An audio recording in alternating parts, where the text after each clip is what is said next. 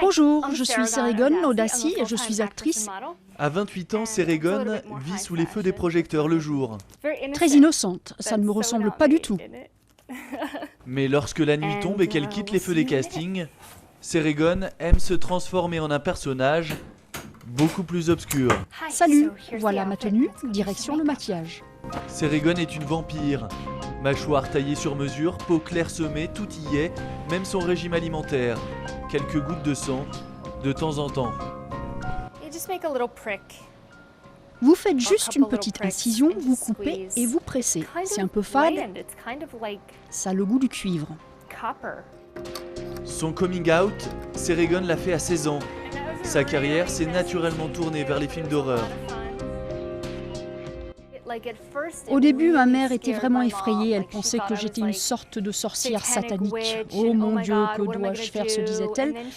Et puis, elle s'est rendue compte que ça ne faisait du mal à personne.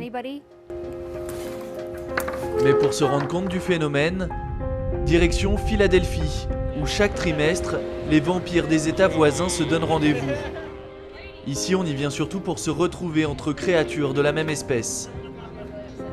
Je n'aime pas la lumière, mais c'est à peu près tout. On a amené notre propre snack. 1500 personnes à chaque bal. Pas de rituel satanique, ni même d'échange d'hémoglobine. Même si c'est un secret de Polichinelle, ces soirées-là existent aussi. Évidemment, nous n'autorisons rien de ce genre dans les soirées, car nous avons des obligations légales en matière d'hygiène et de santé. Mais ailleurs, même dans cette ville, et dans les autres à travers les États-Unis, on peut trouver ce genre de choses. Il faut savoir s'adresser à la bonne personne, être silencieux et discret sur la question.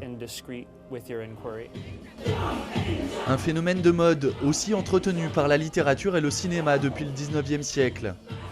De Dracula, paru en 1897, aux séries hollywoodiennes plus récentes comme Twilight ou encore True Blood, la communauté des vampires s'agrandit chaque année. À New York par exemple, on en recense près de 2000 d'après les spécialistes.